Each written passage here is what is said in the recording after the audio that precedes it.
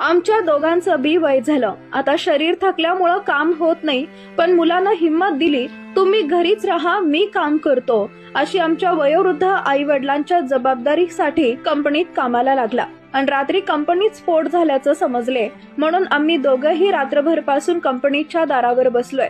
मुलगा चालत बाहेर येईल अशी आस असल्यानं डोळा न लावता दाराकडे टकमक बघत बसलो. पण दुसऱ्या दिवशी माझ्या मुलाचा मृतदेहच बाहेर आला अशी व्यथा शकुंतला आणि गंगाधर निहारे यांनी प्रसार माध्यमांकडे मांडली.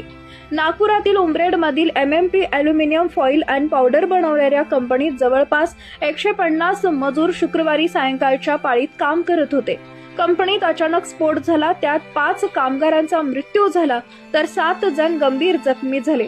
स्फोट झाल्याची माहिती मिळताच गंगाधर आणि शकुंतला निहारे हे दोघंही लगबगीनं कंपनीकडे निघाले.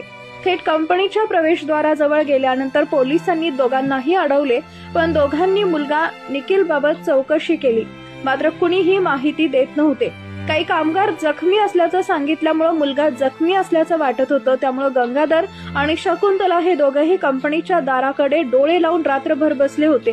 मुलगा काही वेळात येईल अशी आशा होती, मात्र सकाळ झाली तरीही मुलगा सापडला नाही. पोलीस आणि कंपनीचे अधिकारी शोध सुरू आहे एवढंच उत्तर देत होते. त्यामुळे वृद्ध मायबापाचा जीव कासावीस होत होता. शेवटी दुसऱ्या दिवशी मुलाचा मृतदेहच कंपनीच्या बाहेर आला. वृद्ध मायबापाने कंपनीच्या प्रवेशद्वारासमोरच हंबरडा फोडला आणि रुग्णालय गाठलं.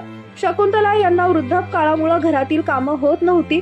मुलाचं लग्नाचं वय झाल्यामुळे आई वडिलांनी निखिलसाठी स्थळ बघणं सुरू केलं होतं. काही नातेवाईक काही स्थळे सुद्धा सुचवली होती. यावर्षी निखिलचं शुभमंगल करण्याचं ठरवलं होतं, पण काळाला काही औरच मान्य होतं. वृद्ध पित्यावर आता युवा मुलाचा अंत्यसंस्कार करण्याची वेळ आली आहे. दरम्यान आणि जर अजूनही तुम्ही आमच्या AM मराठी न्यूजला सबस्क्राईब केलं नसेल, जरूर सबस्क्राईब करा, अपडेट रहा.